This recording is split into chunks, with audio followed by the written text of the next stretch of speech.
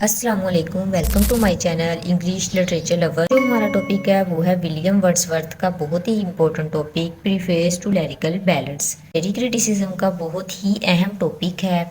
ये अक्सर एग्जाम में पूछ लेते हैं। ये टॉपिक बहुत इजीली समझाया जाएगा। हैंड रिटन फॉर्म में इसका मटीरियल तैयार किया गया है। अगर आप मेरे चैनल पर न्यू हैं तो चैनल को सब्सक्राइब कर लीजिए और बेल आइकन को प्रेस कर लीजिए ताकि आइंदा फ्यूचर में मैं जो भी वीडियो अपलोड करूं वो आप तक बर वक्त पहुंच जाए। तो आपको पसंद आए तो आपने लाइक ज़रूर करना है। अब हम अपना टॉपिक स्टार्ट करते हैं। Phase two lyrical ballads. In 1798 he and Coleridge यानी कि Wordsworth and Coleridge wrote lyrical ballads and started British romanticism. 1798 में वर्ड्सवर्थ एंड कोलरिज ने लिरिकल बैलेड्स को लिखना स्टार्ट किया था और ये ब्रिटिश रोमांटिसिज्म स्टार्ट किया था साथ ही इसके ना। तो अब हम अबाउट लिरिकल बैलेड्स के बारे में जानते हैं कि ये बेसिकली है क्या चीज़। William Wordsworth and S T Coleridge the collection of 23 poems. William Wordsworth and S T Coleridge के पास 23 पोइम्स की कलेक्शन थी। In which 19 poems by William Wordsworth, इनमें से 19 जो पोइम्स थी वो विलियम वर्ड्सवर्थ की थी and 4 poems by S T Coleridge, और इनमें से 4 पोइम्स एस्ट्री कोलरिज की थी। The rime of ancient mariner was the first poem of this collection. The Rhyme of Ancient Mariner जो थी ये फर्स्ट पोइम थी उस कलेक्शन में से 23 पोइम्स में से। लिरिकल बैलेड्स के 4 एडिशंस थे। इनको 4 एडिशंस में पब्लिश किया गया था, लिखा गया था। 1798 ये फर्स्ट था, 18 ये इसका सेकंड था, 1802 थर्ड था, 1805 ये इसका लास्ट एंड 4 वाला था। First edition no preface, but in second edition Wordsworth added preface. Romantic period was started from this lyrical ballads because it includes naturalist poems. के फर्स्ट एडिशन में प्रीफेस नहीं था, जबकि सेकंड एडिशन में Wordsworth ने preface add कर दिया था। रोमांटिक जो पीरियड था वो स्टार्ट हुआ था इसी मतलब लिरिकल बैलेड्स के दौरान ही, क्योंकि इसमें नेचुरलिस्ट पोइम्स को ऐड कर दिया गया था, जो कि वर्ड्सवर्थ की ज़्यादातर जो पोस्ट्री है वो नेचर पे लिखते थे, इसलिए इन्होंने ये ऐड कर दी थी पोइम्स। अब इसका हम बैकग्राउंड ऑफ लिरिकल बैलेड्स देखते हैं। Wordsworth have presented easy words for common life instead of advanced words. Wordsworth ज़्यादातर जो अपनी राइटिंग करते थे वो इजी वर्ड्स में बयान करते थे और कॉमन लाइफ मिडिल क्लास लोगों पर ही मतलब इनकी होती थी, बजाय इसके कि वो एडवांस वर्ड्स को यूज़ करते जो किसी के लिए समझना मुश्किल हो जाता है, इसलिए वो इजी वर्डिंग ही यूज़ करते थे। In the preface Wordsworth describes his desire to break away from the over decorative style of 18th century poetry and created a comprehensible art form for the common man. No difference between poetry and prose. Basically जो background हम जो देख रहे हैं lyrical ballads का, इसमें जो main बात की गई है वो यही है कि वर्ड्सवर्थ जो भी राइटिंग करते थे वो इजी वर्ड्स में यूज़ करते थे ताकि कॉमन लाइफ आम लोगों को समझ आ जाए, बजाय इसके कि वो एडवांस वर्ड्स को यूज़ करते जो किसी के लिए समझना मुश्किल हो जाता। इसी के साथ उन्होंने ये भी कहा कि उन्होंने जो भी राइटिंग की इसमें कोई डिफरेंस नहीं था पोइट्री एंड प्रोज के दरमियान में ना। हम इसका पोइटिक डिक्शन देखते हैं। इसमें यूज़ मीटर को यूज़ किया गया है। पोइट्स जो थे मोर देन साइंस थे इसमें। थ्योरी ऑफ पोइट्री अब हम देखते हैं। जो थ्योरी ऑफ पोइट्री थी वो इजी कॉन्सेप्ट पर बेस्ड थी, मोर फीलिंग थी, इंटरनल थी। इसमें इजी कॉन्सेप्ट को यूज़ किया गया था, उसमें फीलिंग्स एहसास ज़्यादा इस्तेमाल होता था, इंटरनल थी, अंदरूनी तौर पे दिल पर जो महसूस हो वो थी। How to write poetry according to Wordsworth there are 4 stage to write poetry. Wordsworth के लिहाज से कि पोइट्री की 4 स्टेजेस थी जब हम पोइट्री को लिख सकते हैं, जिस पर वो बेस करती थी वो थी 4 स्टेजेस। उनमें जो फर्स्ट थी वो ऑब्जर्वेशन थी, second recollection, third filtering and fourth जो थी वो क्रिएशन ऑफ पोइट्री थी। इन चारों के बिना हम पोइट्री नहीं लिख सकते। Wordsworth's contribution to English Romantic criticism.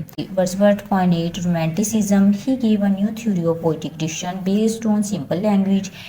Wordsworth romanticism के पॉइनियर थे। He gave a new theory, इन्होंने पोएटिक डिक्शन को एक न्यू थ्योरी दी थी जो सिंपल लैंग्वेज पर बेस्ड थी, यानी कि उसमें सिंपल वर्डिंग यूज़ की गई थी, easy wording.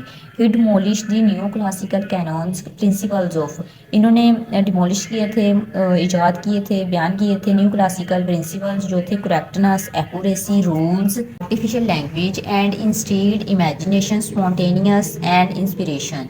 Wordsworth says all good good poetry is the spontaneous overflow of powerful feelings.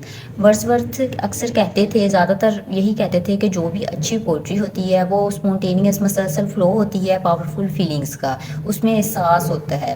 But Wordsworth views on subject matter. According to Wordsworth, the subject matter of poetry comes from the passions and emotions of human beings. Wordsworth के मुताबिक जो subject matter था pottery का, ये हमेशा patience, जज्बे और emotion, human beings के पैशन, जज्बा और फीलिंग्स यानी कि इमोशन जो उनके अंदर एहसासात होते थे, उस पर ये बेस करता था। The events of human life and the natural world, जो ह्यूमन लाइफ के इवेंट्स जो थे मिडिल क्लास लोगों के, उस पर और नेचुरल वर्ल्ड पर भी ये बेस करता था। Wordsworth prefaces to write about common situation and events in the language of common people. Wordsworth, जैसे कि हमने पहले पढ़ा था कि वर्ड्सवर्थ इजी लैंग्वेज यूज़ करते थे कॉमन पीपल्स के लिए, इसी तरह ये इधर भी यही बात दोहराई जा रही है कि वो कॉमन सिचुएशन एंड इवेंट्स पे ज़्यादातर लिखते थे और लैंग्वेज जो थी वो उनकी कॉमन पीपल पे बेस होती थी, जो वो कॉमन पीपल यूज़ करते थे उसी में ज़्यादा ये राइट करते थे, जो आम इंसान जल्दी से समझ सकता था। Wordsworth views on poetic diction. He defines poetic diction as a language of common man. Poetic diction को इन्होंने बयान किया है कि ये कॉमन मैन, कॉमन आम लोगों की ज़ुबान है। It is not the language of the poet but the language of Mankind. ये नहीं है कि ये पोएट की लैंग्वेज है, बल्कि ये मैनकाइंड, इंसानियत की लैंग्वेज है। The poetic language is the natural language. जो पोएटिक लैंग्वेज होती है ये फितरी लैंग्वेज, आम लैंग्वेज होती है। Therefore it must be spontaneous and instinctive. इसलिए ये बहुत ही इजीली वर्डिंग इसमें यूज़ की गई हो जो आम इंसान समझ सके। Wordsworth views on poetic metre. In poetry metre is the basic rhythmic structure of a verse on line in verse. जैसे हमने पहले पढ़ा था, इन्होंने जो पोएटिक डिक्शन थी ना, वो इन्होंने मीटर को ही यूज़ किया था। इसमें रिदम का मतलब यूज़ होता हो ना, उसे हम मीटर कहते हैं। For example, iambic pentameter is a type of meter. Iambic pentameter जो है ये मीटर की एक टाइप है। That contains 5 iambs for line. इसमें 5 आयाम्स होते हैं एक लाइन में, एक वर्ड को पूरा कर। According to Wordsworth, meter is something regular and uniform. Usually Wordsworth wrote his poem in iambic pentameter.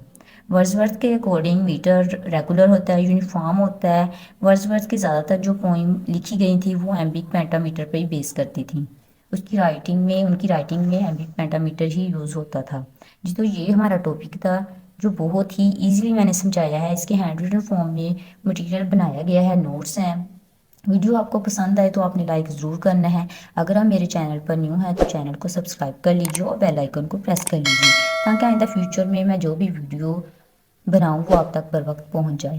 Criticism का बहुत ही इम्पोर्टेंट क्वेश्चन है, जिसके ज़्यादातर राइटर जो होते हैं वो विलियम वर्ड्सवर्थ के हवाले से ही पूछ लेते हैं और एस टी कॉलेज के हवाले से ही पूछ लेते हैं। प्रीफेस टू लिरिकल बैलेड्स, ये बहुत ही इम्पोर्टेंट टॉपिक है लिटरेरी क्रिटिसिज्म का। जैसे मैंने ये नोट्स आपको दिखाए हैं, अगर ये आपके एग्ज़ाम में आ जाता है क्वेश्चन तो आपने एज इट इज़ इन्हीं नोट्स को फॉलो करके अगर आप लिखेंगे तो आप फुल मार्क्स तो ले ही सकते हैं। नेक्स्ट वीडियो में।